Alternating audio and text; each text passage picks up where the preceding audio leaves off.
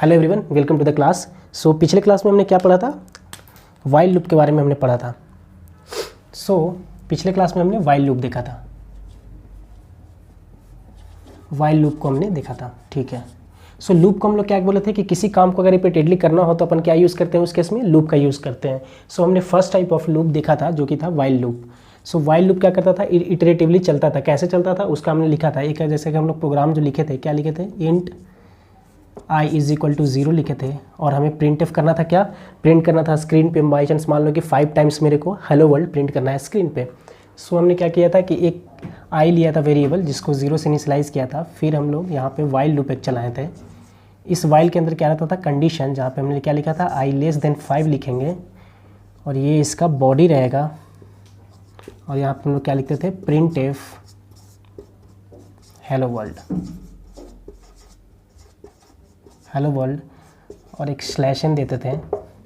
और ये ख़त्म हो इसलिए हम लोग क्या करते थे? 0 1 2 3 4 0 से अगर कोई वैल्यू वेरिएबल इनिशियलाइज हुआ है तो इसका मतलब कहाँ तक चलेगा? i is equal to 0, i is equal to 1, i is equal to 2, i is equal to 3, i is equal to 4 तक चलना होगा। 5 टाइम प्रिंट कराना है तो 1 2 3 4 5, मतलब i की वैल्यू 4 हो तब तक ये क्या होना चाहिए? प्रिंट होना चाहिए। जैसे ही i की वैल्यू 5 होगी तो ये नहीं होगा, क्योंकि 5 लेस देन 5 गलत है और ये लूप से बाहर आ जाएगा। ठीक है।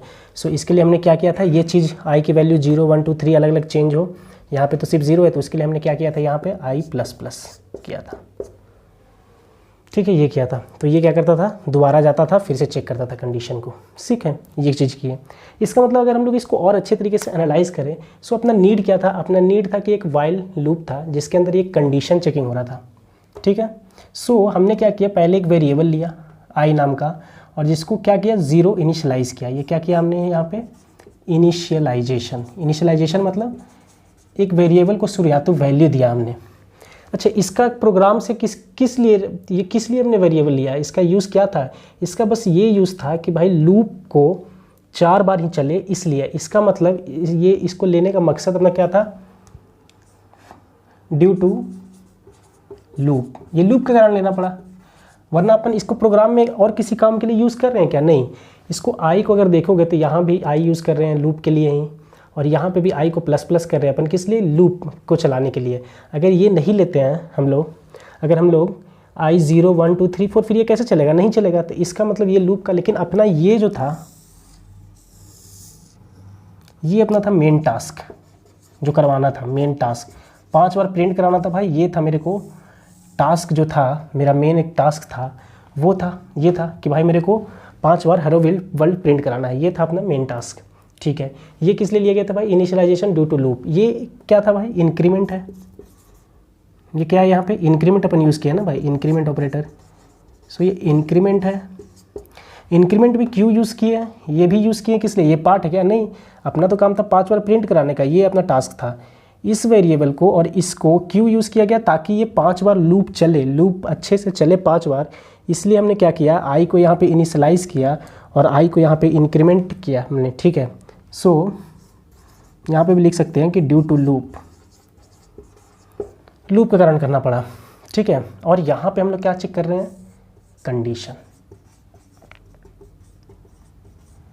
अगर हम लोग बात किया जाए तो एक लूप में क्या हुआ?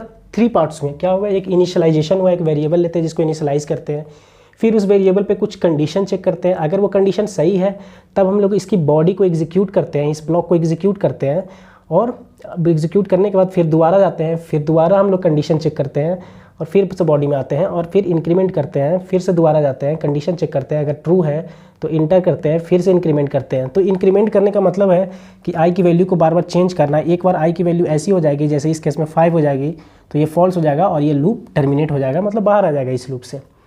ठीक है। क्या क्या पार्ट हुआ? इनिशियलाइजेशन हुआ, कंडीशन हुआ, इंक्रीमेंट एंड डिक्रीमेंट हुआ। ठीक है। ये वाइल लूप का पार्ट नहीं था, ये तो वाइल लूप के ऊपर है। तो ये कितनी बार चलेगा? सिंगल टाइम चलेगा, वन टाइम ये एग्जीक्यूट होगा ना, 1 टाइम एग्जीक्यूट होगा ये। क्यों? क्योंकि कोड तो सीक्वेंशियली चलता है। तो सबसे पहले ये एग्जीक्यूट होगा, फिर यहाँ पे आएगा, यहाँ पे कंडीशन चेक करेगा, सही हुआ तो अंदर आया, फिर इसको चलाया, ये फिर से दोबारा चलेगा, मतलब ये लूप का पार्ट है। फिर ये अंदर आ रहा है, प्रिंट कर रहा है, इंक्रीमेंट कर रहा है, फिर ये दोबारा जा रहा है। तो देखो ये एक सर्किल बन रहा है, लूप बन रहा है, ये चलता जा रहा है, कब तक चलेगा ये? अंदर आ रहा है, इंक्रीमेंट कर रहा है, फिर से दोबारा जा रहा है। ये कब तक चलता जा रहा है? जब तक ये कंडीशन फॉल्स नहीं हो जाता तब तक चल रहा है। ठीक है, इसका मतलब इनिशियलाइजेशन था, कुछ कंडीशन था, इनिशियलाइजेशन कितनी बार चला? सिर्फ एक बार चला, ये i = 0 रख दिया। इसके बाद कंडीशन बार बार चलता है, इंक्रीमेंट डिक्रीमेंट भी बार बार वो चलता रहता है। ठीक है, इसका मतलब इनिशियलाइज होता है, कंडीशन चेक करता है, पहला क्या करता है? इनिशियलाइज करता है। इसके बाद दूसरा टास्क क्या है भाई? कंडीशन चेक करता है। फिर ये तीसरा टास्क क्या है भाई? कि अगर कंडीशन सही है तो ये अंदर एग्जीक्यूट करता है।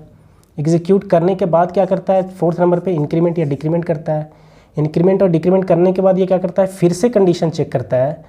इसके बाद अगर कंडीशन सही है तो फिर से एग्जीक्यूट करता है, जो भी स्टेटमेंट अंदर लिखा हुआ है बॉडी में, जैसे प्रिंट करता है, और इसके बाद फिर से इंक्रीमेंट डिक्रीमेंट करता है। ठीक है, ये सारी चीज़ें। सो ये सारा टास्क अपन ये लूप से बाहर कर रहे हैं, कंडीशन सिर्फ लूप में चेक कर रहे हैं, और ये लूप के अंदर ये एक्स्ट्रा स्टेटमेंट है जिसको हम लोग एग्जीक्यूट बार बार प्रिंट कराना अपना एम था से प्रिंट एफ, लेकिन फिर भी हम लोग ये एक्स्ट्रा लिख रहे थे ताकि ये लूप का पार्ट बन जाए चेंज करने के लिए। सो ये सब सारी चीज़ें ओवरकम करने के लिए अगर देखा जाए तो अपने पास फिर सेकेंड टाइप ऑफ लूप हम लोग पढ़ेंगे। सो हम लोग अभी सेकेंड टाइप ऑफ लूप पढ़ेंगे, फॉर लूप के बारे में पढ़ते हैं। क्या होता है फॉर लूप? सो अगर फॉर लूप की बात करें हम लोग,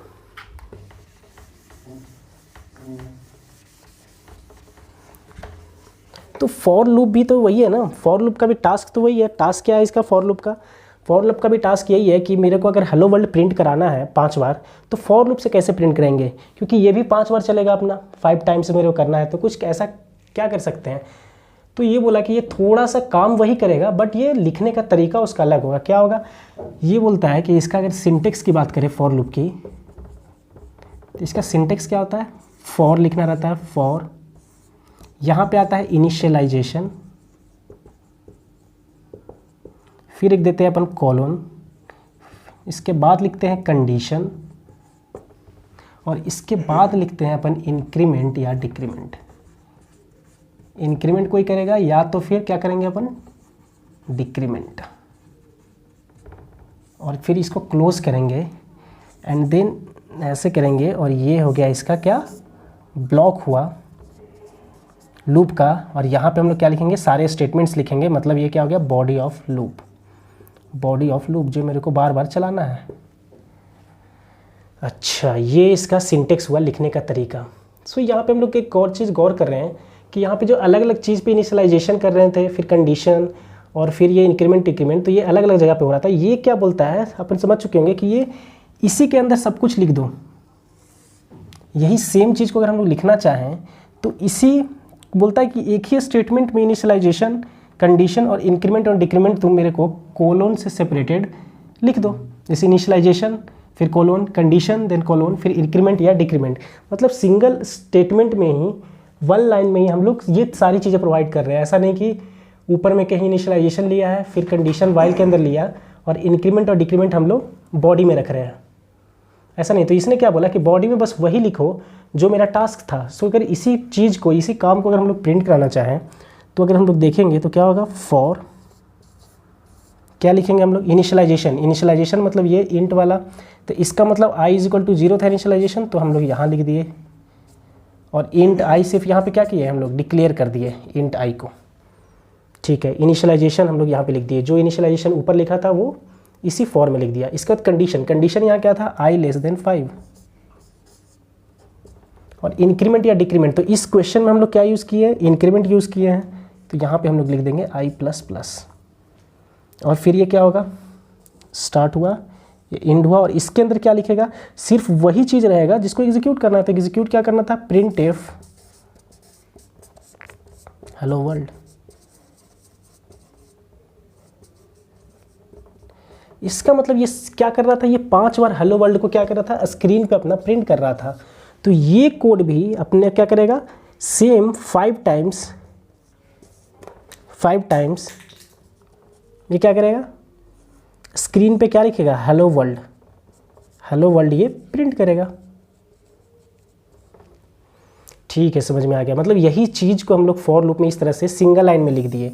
इनिशियलाइजेशन जो यहाँ कर रहे थे वो एक ही यहीं पे कर दिया, इसके बाद कंडीशन हमने यहाँ लिख दिया, और आई प्लस प्लस यहाँ पे इंक्रीमेंट हो रहा था, तो अब ये बॉडी के अंदर ना आके यही सी सिंगल में आ गया। तो अब बॉडी मेरा फ्री हो गया, मतलब बॉडी के अंदर सिर्फ वही कोड रहेगा जिसको मेरे को बार बार सिर्फ एग्जीक्यूट कराना है।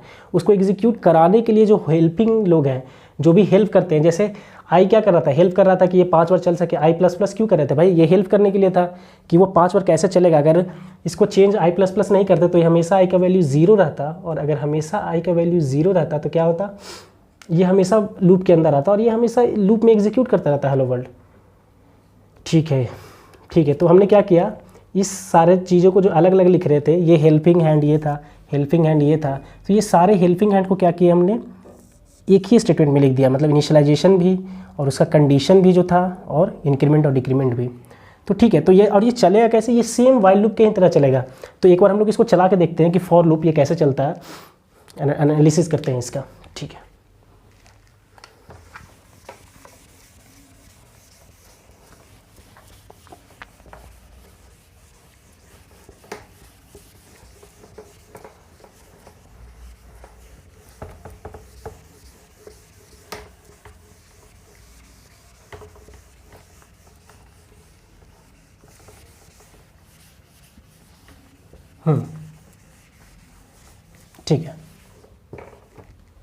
ठीक है। सो अपन क्या कर रहे थे, फॉर लूप की बात कर रहे थे, यहाँ पे फॉर लूप की बात कर रहे थे। सो फॉर लूप क्या बोलता है कि भाई सिंगल लाइन में ही हम लोग सारा चीज़ लिख देंगे, means in single line only we provide क्या, initialization, condition as well as increment या तो फिर डिक्रीमेंट, कोई एक चीज़ देंगे वहाँ पे कि इंक्रीज करना है या फिर डिक्रीज करना है, डिक्रीमेंट सिंगल लाइन में हम लोग देते हैं। ठीक है, सो अब इसका फ्लो देखते हैं कि उसका फ्लो तो अपने को पता है कि पहले इनिशियलाइजेशन एक बार चलता है। ठीक है, तो यहाँ पे भी क्या होगा, इनिशियलाइजेशन की अगर हम लोग बात करें, जैसे हम लोग लिखते थे ऊपर में int I is equal to 0 while loop में, तो ये कितनी बार चलता था, एक बार चलता था। सो इनिशियलाइजेशन विल, यहाँ पे लिख सकते हैं initialisation will only be executed once, सिर्फ एक ही बार चलेगा। क्यों, क्योंकि वाइल लूप में हमने देखा था कि पहले वाइल यहाँ से अगर स्टार्ट होता था, वाइल आई लेस देन 5, तो यहाँ पे int I is equal to 0 initialise ऊपर करते थे। सो ये लूप का पार्ट तो है नहीं कि ये लूप अगर यहाँ ख़त्म होता था तो फिर ये यहाँ जाता था, फिर ये ऐसे आता था, ये लूप में ये था, ये सारी चीज़ें थी, ये बार बार एग्जीक्यूट हो रहा था। लेकिन ये तो एक सिंगल स्टेटमेंट था, तो ये तो सिर्फ एक ही बार एग्जीक्यूट हुआ, क्योंकि लाइन बाय लाइन एग्जीक्यूट करता है, तो ये एक ही बार एग्जीक्यूट होता था। तो अगर वाइल में ये ऐसा होता था, तो इसमें फॉर लूप में भी तो वही चीज़ों को लिखा गया है ना इनिशियलाइजेशन में, तो वो भी कितनी बार चलेगा, एक बार चलेगा। ठीक है, बार बार क्या चलता था, कंडीशन चेक होता था, इंक्रीमेंट डिक्रीमेंट होता था, फिर से कंडीशन, फिर से इंक्रीमेंट डिक्रीमेंट, फिर से कंडीशन, इंक्रीमेंट डिक्रीमेंट, मतलब ये चीज़ें बार बार चलती थी। So initialization will only be executed once. ठीक है,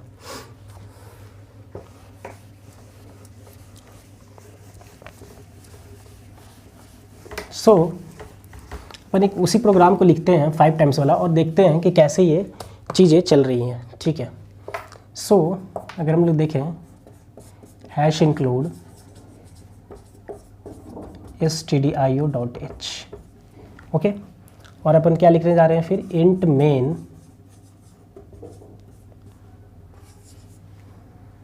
ठीक है, एक फॉर लूप लेते हैं। अब फॉर लूप से 5 टाइम्स प्रिंट कराना है।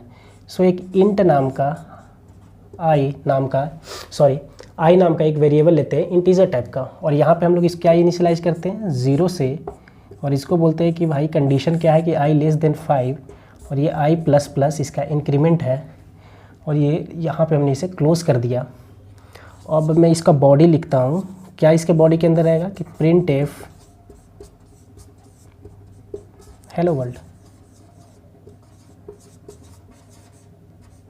Hello world. ठीक है, ये 5 बार प्रिंट करने का हेलो वर्ल्ड का अपना ये प्रोग्राम हो गया, जैसे उस तरह से वाइल लूप में लिखा था। सो अभी हमने इसे फॉर लूप में लिखा है। सो सबसे पहले वहाँ पे क्या होता था, इनिशियलाइजेशन। सो फर्स्ट क्या होगा अपना, इनिशियलाइजेशन होगा। ये मेन आएगा, यहाँ पे आएगा इंट आई नाम का पहले एक वेरिएबल बनाएगा, आई नाम का एक वेरिएबल बनाएगा, ठीक है। सो यहाँ पे फिर फॉर लूप पे आएगा, तो ये बोलेगा कि क्या ये लूप है, तो ये फर्स्ट टाइम आया लूप के पास।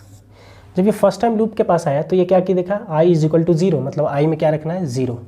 और अपने को पता है कि इनिशियलाइजेशन कितनी बार चलती है, सिर्फ फर्स्ट टाइम चलती है, सिर्फ एक ही बार चलता है। सो अब इसका काम खत्म हो गया, अब इसका काम खत्म हो गया। अब यहाँ पे लूप से जब ये दोबारा आएगा तो अब इसके पास आएगा ही नहीं आएगा, अब इसका काम खत्म हो गया। क्यों? क्योंकि इनिशियलाइजेशन कितनी बार चलता है, सिर्फ एक ही बार चलता है। अपन पहले भी देख चुके हैं और वाइल लूप में भी हमने देख चुका है कि इनिशियलाइजेशन सिर्फ कितनी बार होती है, एक ही बार चलती है, ठीक है। सो इनिशियलाइजेशन के बाद ये क्या करेगा, कंडीशन पे आएगा,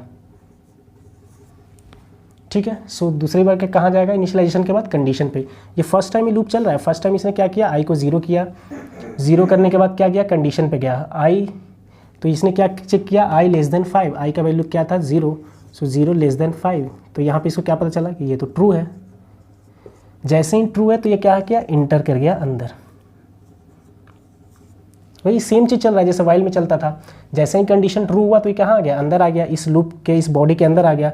इस बॉडी के अंदर आया तो इसने क्या देखा, प्रिंटफ हेलो वर्ल्ड। सो अपना एक स्क्रीन था, इस स्क्रीन पे इसने क्या प्रिंट कर दिया, हेलो वर्ल्ड।